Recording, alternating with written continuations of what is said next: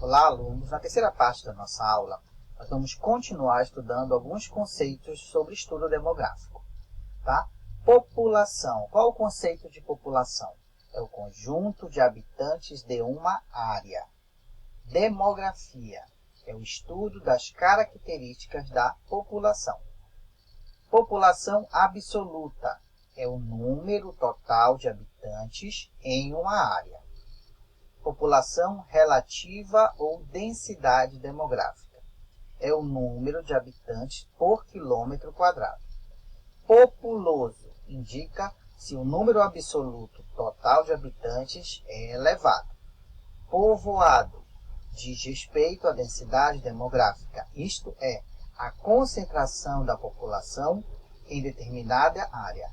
Então prestem muita atenção nesses conceitos, que eles são importantes de vocês conhecerem, tá bom? Então, olha só. Então, aqui temos a distribuição da população brasileira. A distribuição espacial da população no território brasileiro é desigual. Ou seja, não, apesar de ser um território muito grande, a distribuição da população é bem desigual. Isso significa que há áreas onde existe muita concentração de habitantes e há áreas com pouca concentração. Nas áreas de alta concentração, podemos dizer que a população relativa, ou a densidade demográfica é maior. Olha só, tá vendo na área mais escura, o marrom, é onde a densidade demográfica é muito maior. Observe no mapa ao lado a distribuição da população brasileira pelo território. Abaixo, a forma como é calculada a densidade demográfica. Então, a população relativa é igual à população absoluta dividido pela área. Já a população relativa, tá aqui, ó, tá vendo o cálculozinho, de 2.846.000 dividido pelo território nacional, território brasileiro, 8.544.295 km², que vai dar uma média de 24,5 habitantes por quilômetro quadrado. Então, essa é a população relativa do nosso país.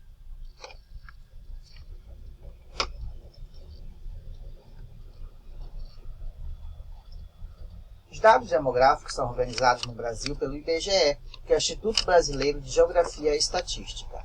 A cada 10 anos, o IBGE realiza o censo demográfico, com o intuito de conhecer as principais características da população, tais como onde moram, se é área rural ou área urbana, o tipo de moradia, a idade, o gênero, a etnia, a religião, o grau de escolaridade, a saúde, etc. Tá? Então, de 10 em 10 anos, o IBGE, aqui tem uma foto do recenseador que vai até a casa, né, e começa a fazer algumas perguntas aos moradores. Ele faz de toda a população brasileira. Tá?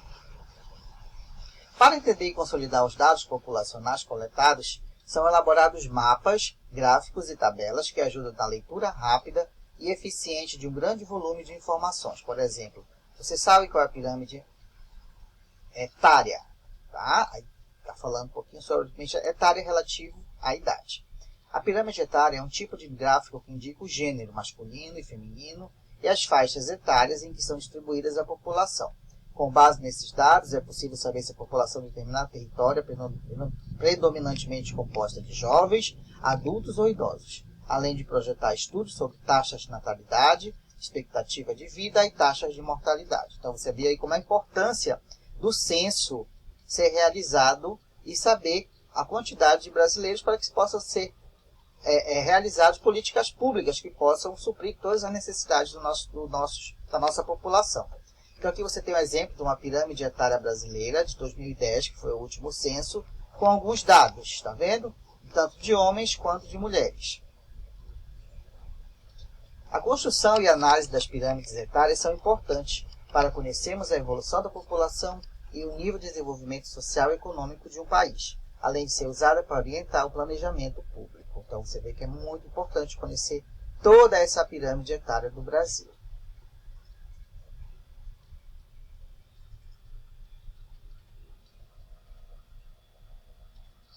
Vamos continuar aqui. Tem um exercício. Leia as informações a seguir e relacione as colunas na ordem correta. Você tem demografia, população, população absoluta, população relativa, povoado e populoso. E aqui ao lado você tem os conceitos. O que você vai ter que fazer é relacionar. Você vai ler e verificar qual é o conceito que mais... É o conceito, né, referente a cada elemento aqui. E rever tudo que nós vimos sobre aqueles conceitos importantes que a gente viu, para você ter uma ideia. Olha só, aqui tem mais um pequeno texto que fala sobre a pirâmide etária.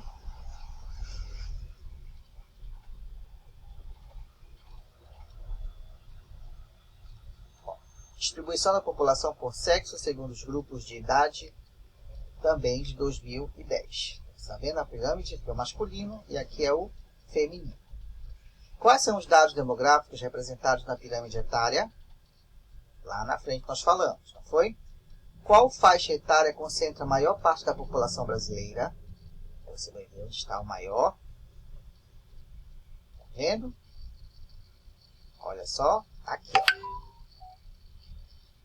Observe com atenção o mapa da página 25, onde é possível verificar a densidade demográfica por todo o Brasil. Com base nisso, responda as questões. É muito importante você aprender a trabalhar com mapas e analisar tudo que vem nele.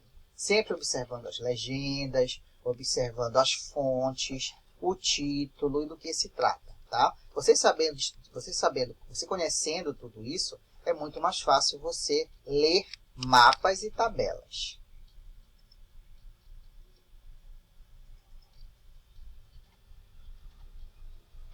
Continua o exercício aqui, mostrando mais ou menos como é feito as perguntas de um recenseador do IBGE. Ele pergunta, faça contagem e registre. Então, você vai fazer algumas contagens aqui. No caso, seria feito em sala de aula. Já que você não está em sala de aula, aproveita e faz isso em casa, como teste com as pessoas que estão próximas de você, tá bom? Vai fazendo todinho aqui, respondendo as perguntas que estão nesta planilha.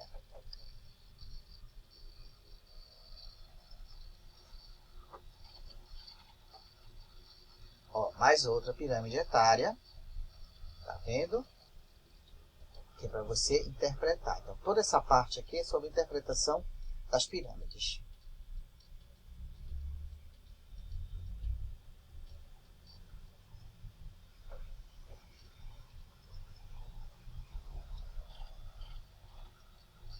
Se você tiver alguma dúvida, é importante sempre você perguntar ao professor, ao teu tutor, quem está te ajudando.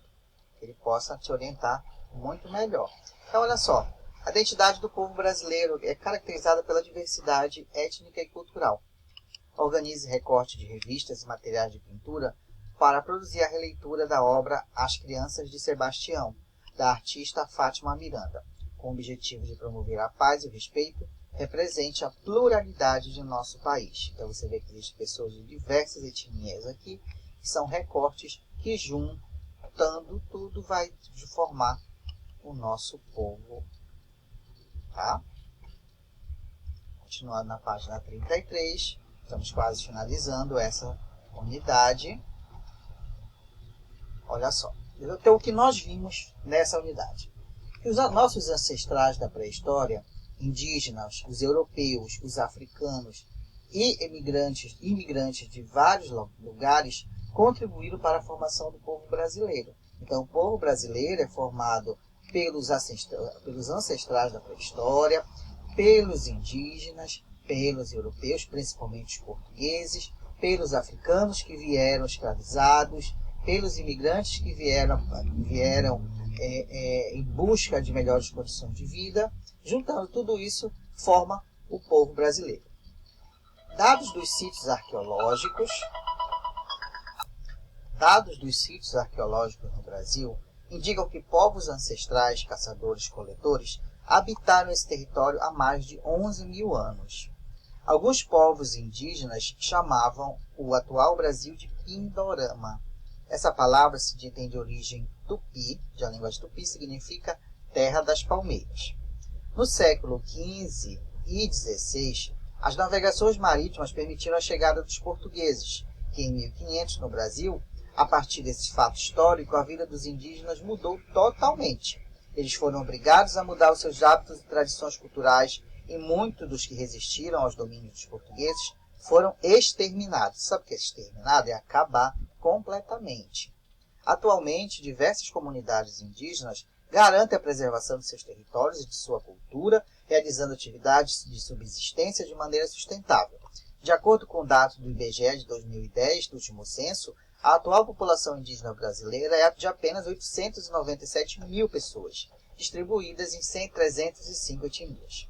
Os povos indígenas acumulam conhecimentos milenares de plantas, animais e manejo florestal, além de manter uma relação de respeito com a natureza. Cerca de 4.400.000 africanos foram escravizados e trazidos ao Brasil pelos colonizadores europeus para trabalhar principalmente nos engenhos de cana-de-açúcar e nas plantações de café. No Brasil, os povos africanos não aceitaram passivamente tanta violência e continuaram resistindo à escravidão. O maior símbolo da luta desses povos eram os quilombos. Os africanos contribuíram para a cultura brasileira em uma enormidade de elementos, como na dança, na religião, na culinária e na música. E com o fim do trabalho escravo e a disponibilidade de terras para plantar e morar, muitos povos vieram para o Brasil e ajudaram a formar o nosso país, e foram casos dos imigrantes, dos italianos, dos alemães, né? E posteriormente nós temos os casos dos refugiados. Né? Vamos ver o que tem mais aqui para a gente fazer. Então aí foi uma revisão de todo o assunto de geografia que foi dado para você. Continua ainda.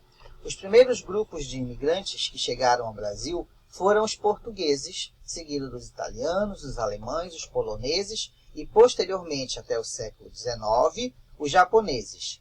O principal trabalho deles era nas lavouras de café. Os imigrantes saem de seus países por vontade própria, em busca de melhores condições de vida. Já os refugiados, olha a diferença entre imigrantes e refugiados, são motivados a sair de seus lugares de origem devido a desastres naturais, crises políticas, guerras ou perseguições por motivos diversos. A gente vê constantemente nos países mais pobres, nos países que estão em guerra, nos países que estão passando por necessidades. O Brasil está entre os 5 países mais populosos do mundo, com aproximadamente 208 milhões de habitantes.